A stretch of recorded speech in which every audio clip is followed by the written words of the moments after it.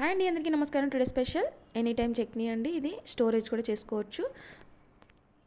దీనికోసం ఒక 1/2 కప్పు ధనియాలు, 1/4 కప్పు పీనట్, అలాగే శనగపప్పు 1/4, ఉడతాలు 1/4 కప్పు తీసుకొని వీటినన్నిటిని ఒక మూకుట్లో కడాయిలో మంచిగా దోరగా వేయించుకొని పక్కకు పెట్టేసుకోండి.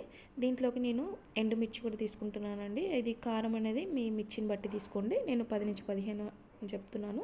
స్పైసీని బట్టి వేసుకోండి. వేసుకున్నాక ఇవి కూడా కొంచెం వేగాక దీంట్లో టూ స్పూన్స్ ఆయిల్ వేసుకోండి. ఆయిల్ వేసుకున్నాక అలాగే 2 స్పూన్స్ జీరా, అలా ఒక పించ్ ఇంగువ, ఒక 1/4 స్పూన్ పసుపు వేసుకోండి. ఇదంతా ఒకసారి మిక్స్ అయిపోయాక ఇందాక వేయించిన ఇది స్టవ్ కట్టేయండి. కట్టేసుకున్నాక ఇందాక వేయించిన శనగపప్పు, ధనియాలు, మినప్పప్పు, పల్లీలు అన్నిటిని ఒకసారి ఇందులో కలిపేసుకొని ఇది కొంచెం కూల్ అయిపోయాక మిక్సీ జార్లో వేసుకొని పౌడర్గా చేసేసుకోండి. ఇది దోశల మీద ఏ దోశ అయినా, జొన్న దోశ అయినా, రవ్వ దోశ అయినా, ఏ దోశల మీద స్ప్రెడ్ చేసుకుని తింటారా, లేదా చట్నీలో తీసుకుంటారంటే ఉప్పు వేసుకొని చట్నీలా చేసేసుకోవచ్చు అండి.